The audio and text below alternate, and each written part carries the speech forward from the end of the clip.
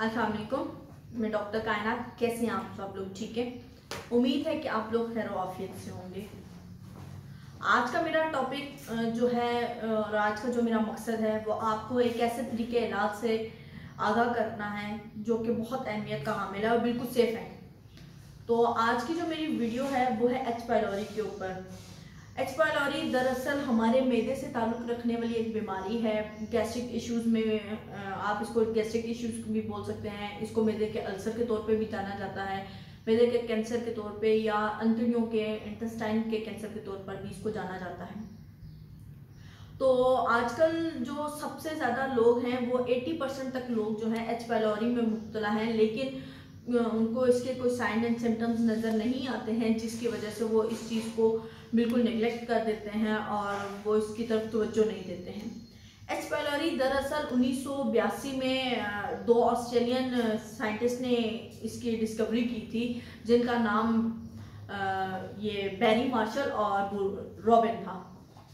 तो इनको इस डिस्कवरी के ऊपर नोबेल प्राइज़ भी मिला था, क्योंकि इसकी डिस्कवरी से पहले जो है साइंटिस्ट का मानना यह था कि मिर्च मसालों के इस्तेमाल की वजह से एच पाइलोरी का इंसान शिकार होता है। लेकिन जब इन्होंने ये बताया कि नहीं, एच पाइलोरी का शिकार दरअसल इंसान एक छोटे से माइक्रो बैक्टीरिया की वजह से होता है, तो उन्होंने इस चीज़ को प्रूव भी किया। तो सारी दुनिया इस चीज़ को मानने पर मजबूर हो गई कि एच पाइलोरी दरअसल एक बैक्टीरिया की वजह से होती है और ये बैक्टीरिया हमारे मैदे के अंदर मौजूद रहता है। इस बैक्टीरिया को नशोमा तब मिलती है जब इंसान बहुत ज़्यादा मिर्च मसालों की चीज़ों का इस्तेमाल करता है। और मेरा पर्सनली जो ख्याल है वो भी यही है कि मिर्च मसालों का जो ज़्यादा इस्तेमाल है वो एच पाइलोरी को बढ़ावा देता है। एच पाइलोरी को बढ़ने की सबसे जो बड़ी वजह ये होती है कि मिर्च मसालों का या ऐसी ग़िज़ाओं का इस्तेमाल करना जिनमें बहुत ज़्यादा चिकनाई होती है, तो ऐसी ग़िज़ाएँ जो हैं वो एच पाइलोरी का सबब बनती हैं।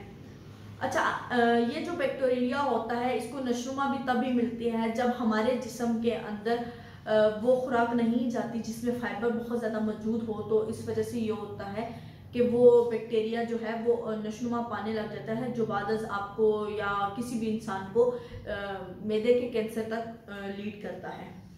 तो एच पाइलोरी से बचने का जो सबसे बेहतरीन तरीका है, आप ऐसी खुराक का इस्तेमाल करें जिसमें फ़ाइबर अच्छी मिकदार में मौजूद हो, ताकि आपके जो जिस्म में फाइबर की ज़रूरी चीज़ें हैं और वो फासिद मादे जो हमारे मैदे के अंदर मौजूद होते हैं उनको ख़त्म किया जा सके।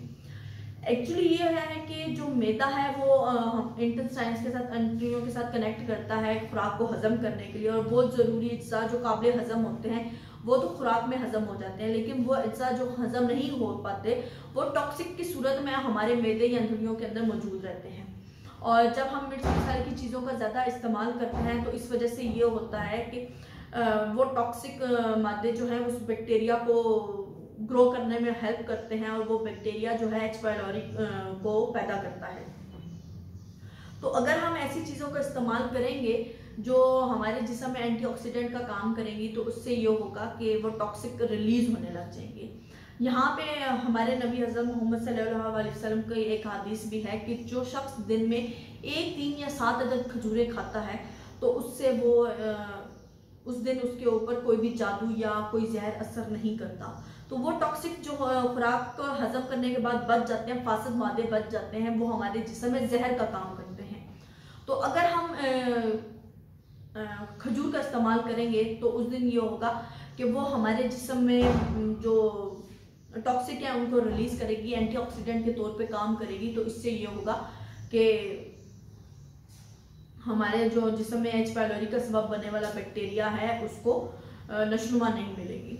इसके अलावा अगर आप खजूरें इस्तेमाल नहीं कर सकते, बहुत से लोग ऐसे हैं जो खजूर का इस्तेमाल नहीं कर सकते हैं, तो उन लोगों को चाहिए कि वो दही का सुबह नाश्ते में दही का इस्तेमाल करें। तो दही भी जो है, यहाँ पे दही के मुतालिक भी एक हदीस बयान करते चलो कि हमारे नबी सल्लल्लाहु अलैहि वसल्लम का फरमाने आली शान है कि अगर दही को सुबह के टाइम पे इस्तेमाल किया जाए तो वो बहुत सी बीमारियों से बचने का सबब बनता है। और अगर रात में दही का इस्तेमाल किया जाए तो आप सल्लल्लाहु अलैहि वसल्लम का कहना है कि मैं पूछता हूँ कि वो शख्स जिसने रात में दही इस्तेमाल किया वो किसी बीमारी का शिकार क्यों नहीं हुआ। रात के टाइम जो है दही और जहर खाना एक बराबर होता है, ये बहुत से बड़े बुजुर्ग भी कहते हैं। तो कोशिश करें कि रात में दही का इस्तेमाल ना करें। अगर आप खजूर इस्तेमाल नहीं कर सकते या दही इस्तेमाल नहीं कर सकते तो हफ्ते में कम से कम 2 दफ़ा 2 अदद केले इस्तेमाल कर लें। हर 2 से 3 दिन के बाद अगर आप 2 केले इस्तेमाल कर लें तो वो भी एंटीऑक्सीडेंट का काम करते हैं। अगर आप ये सब चीज़ें नहीं कर सकते तो आप फ्रूट्स की जगह जूस का इस्तेमाल करें। फॉर एग्जांपल अगर आप सेब खा रहे हैं तो सेब मत खाएं, सेब का जूस पी लें। तो ये जो चीज़ें हैं वो कुदरती चीज़ें हैं जो हमारे जिस्म में एंटीऑक्सीडेंट का काम करते हैं और वो फासिद मादे, वो टॉक्सिक जो हमारे मैदे में अल्सर का बाइस बनते हैं उनको रिलीज करने में हेल्प करते हैं। ये तो वो चीज़ें होगी कि मैंने आपको ये बता दिया कि एच पाइलोरी क्या है, ये क्यों पैदा होती है और क्या चीज़ें इससे बचा सकती हैं। अब मैं आपको बताऊंगी कि इसके साइन एंड सिम्टम्स क्या हैं और होम्योपैथिक में इसका तरीका इलाज क्या है। एच पाइलोरी की जो बड़े साइन एंड सिम्टम्स हैं उसमें खट्टी डकार का आना, बार बार खट्टी डकार आए या इस तरह की कह आना जो आपके गले में खराश पैदा करे, खट्टी डकार आए या खट्टी कह आए, तो ये एच पाइलोरी की बहुत बड़ी किस्म है। इसके अलावा खाने के फ़ौरन बाद, खाने से पहले, खाली पेट, मतलब किसी भी टाइम पे अगर आप बहुत ज़्यादा वॉमिटिंग का शिकार होते हैं और आपकी ये कंडीशन कोई सी काफ़ी टाइम तक चलती है, अगर आप कोई इसकी मेडिसिन लेते हैं, किसी भी करीबी डॉक्टर के पास जाके आप इसकी मेडिसिन लें और आपको आराम आ जाए, फिर 1-2 दिन के बाद आपकी ये कंडीशन होने लग जाए, तो इस सूरत में आपको चाहिए कि आप किसी भी क्वालिफाइड डॉक्टर से रजू करें और साथ साथ आप इसके एच पाइलोरी के मैदे के टेस्ट वगैरह करवा लें, क्योंकि ये एक बहुत बड़ी सिम्टम है जो हमें बताती है कि हम मैदे के किसी सीवियर किस्म के मसले में मुब्तला हो चुके हैं या होने जा रहे हैं। तो अब मैं आपको बताऊंगी कि होम्योपैथिक में इसकी कौन कौन सी मेडिसिन हैं। होम्योपैथिक जो है वो साइन एंड सिम्टम्स के ऊपर काम करने वाला तरीका इलाज है। तो मैं आपको ये बताऊंगी कि कौन सी सिम्टम्स में कौन सी दवाई मौसर होती है। लेकिन सबसे पहले मैं आपको ये बता दूं कि मैं आपको अद्वियात का नाम इसलिए नहीं बता रही हूँ कि आप सेल्फ ट्रीटमेंट करने लग जाएंगे। ये अद्वियात आप किसी भी मॉलिज के जब आपको ये कोई मॉलिज सजेस्ट करे तब इस्तेमाल कर सकते हैं, इसके अलावा इस्तेमाल नहीं करनी चाहिए ये दवाइयाँ, क्योंकि होम्योपैथिक में हर दवाई जो है एक सिम्टम के बाद चेंज हो जाती है। तो इस लिहाज से आपको थोड़ा बी केयरफुल रहने की ज़रूरत है। आपको बताने का मकसद ये नहीं है कि आप सेल्फ डॉक्टर बन जाएं। अगर आपके पेट में इस तरह का दर्द पड़ता है जो आपको दौरा होने से, बेंड होने से आराम आए, तो उस सूरत में इसकी जो दवाई है वो है कोलुसाइंथस। अगर आपको पेट को अकड़ाने से आराम आता है तो इसकी दवाई है डायस्कोरिया। अगर खाना खाने के बाद अलामात बढ़ती हैं तो इसकी दवाई है ब्राइटा कार्ब। अगर आपको पेट के बल लेटने से आराम आ रहा है तो इसकी जो दवाई है वो है लाइकोपोडियम। और अगर गैस के अखराज के साथ आराम आता है तो उसकी दवाई है एसिड।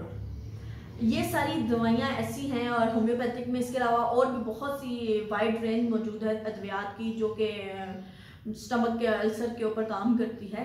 तो बहुत सी और भी दवाइयाँ हैं, लेकिन अगर फॉर एग्जांपल अगर मैदे में जलन है तो इसमें बहुत सी दवाइयाँ हैं। मसलन अगर आप मैदे की जलन में मुब्तला हैं और इससे नाश्ते के बाद आपको मैदे के अंदर जलन होती है तो इसकी जो दवाई है वो है एगेरिकस। और अगर आप शाम के वक्त पेट के जलन में इजाफा होता है तो उसकी जो दवाई है वो है एसोफोटाइडा।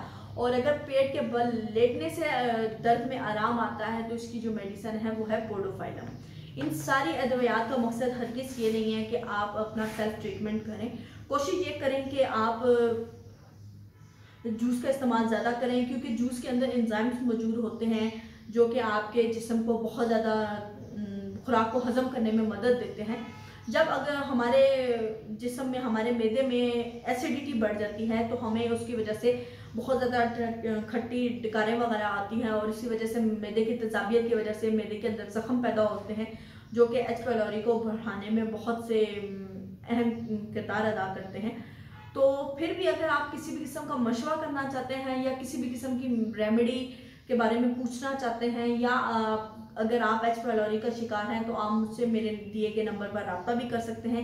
अगर आपको मेरी वीडियो मुफीद लगती है और आपको लगता है कि इससे आपके किसी भी करीबी शख्स की हेल्प हो सकती है तो उसको ज़रूर शेयर कीजिएगा। शायद इसकी ज़रूरत आपको ना हो लेकिन आपके किसी करीबी शख्स को इसकी ज़रूरत हो, तो मेरी वीडियो को लाइक शेयर ज़रूर कर दीजिएगा। इसके साथ साथ मेरे चैनल को सब्सक्राइब कर लें ताकि मेरी आने वाली हर नई वीडियो आपको मिल सके। अल्लाह हाफिज़, अपना बहुत सा ख्याल रखिएगा।